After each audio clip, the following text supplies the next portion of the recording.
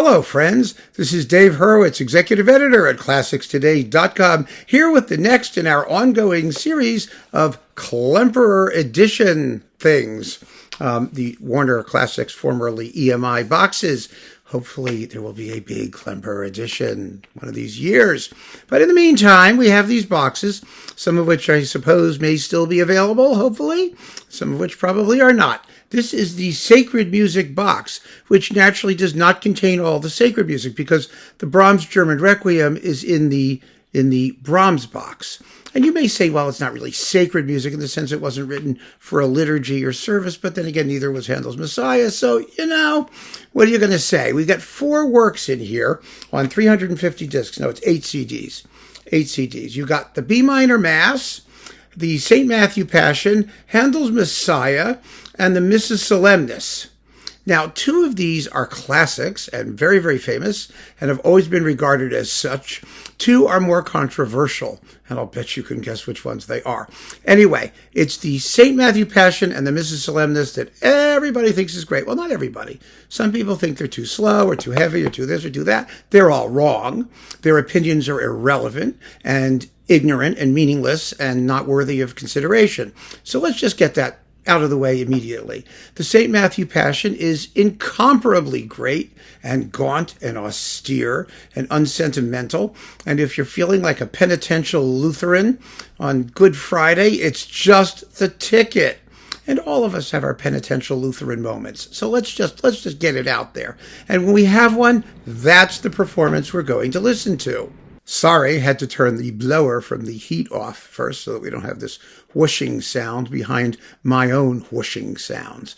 So next, the Missa Solemnis. Well, it's one of the great ones, one of the incomparably great ones, maybe the great one aside from George Sell. And it's completely different. It's just as unsentimental and serious and intense and incandescently transfigured, you know what I mean? Transcendental, that's the word. And it's just great with fabulous soloists. We've got Elisabeth Söderström, Margot Höfgen, Valdemar Kment, Marty Talvala, a fabulous Philharmonia orchestra and chorus. Oh, it's amazing.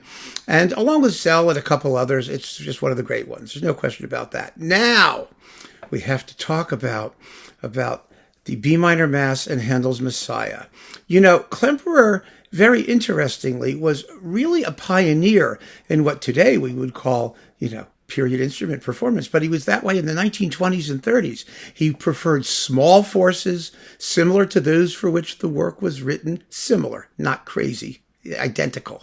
I mean, that's the difference. There's no fetishistic identicality in Klemperer's performance, but he would have 50 instrumentalists, 50 choristers, not that big a group, and radically different from what most people were doing in those days. He had the orchestra play without vibrato.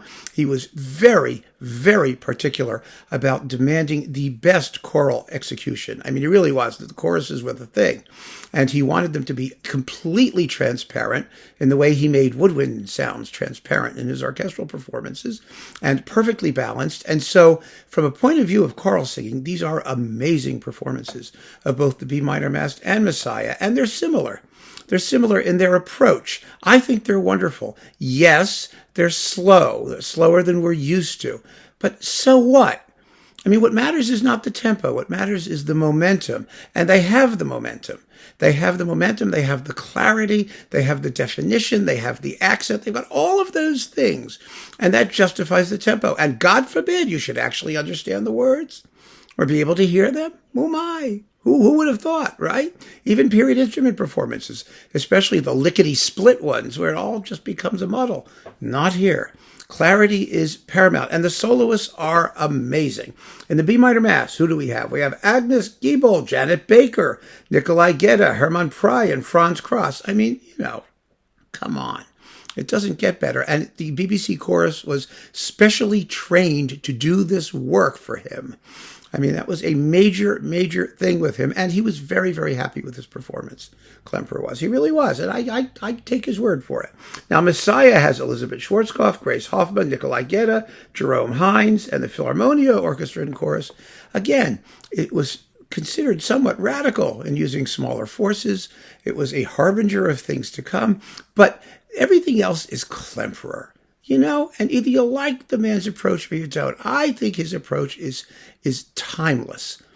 I really do, because it's completely devoid of religiosity. He was a very, very spiritual guy, believe it or not. I mean, like a lot of Jews at the time, he converted to Catholicism in order to have a career, and because he may have believed some of it, who knows? But he returned to Judaism later in his life, at the very end of his life, and it mattered to him. These spiritual things really mattered to him, and so you can tell. The performance shows. It's not just a collection of performance traditions or rules or doctrine or any of those things. It's what the music means, the sense of spirituality behind the music, and that created the music, and that's what Klemperer has. Now, you may like his approach, you may not like his approach, but that it's a legitimate approach, there's no question, and it's amazing. And so I think this is really an extraordinarily important set containing 4 really astonishing performances that are a spiritual testament to the man as well as being superb renditions of what the composers wrote.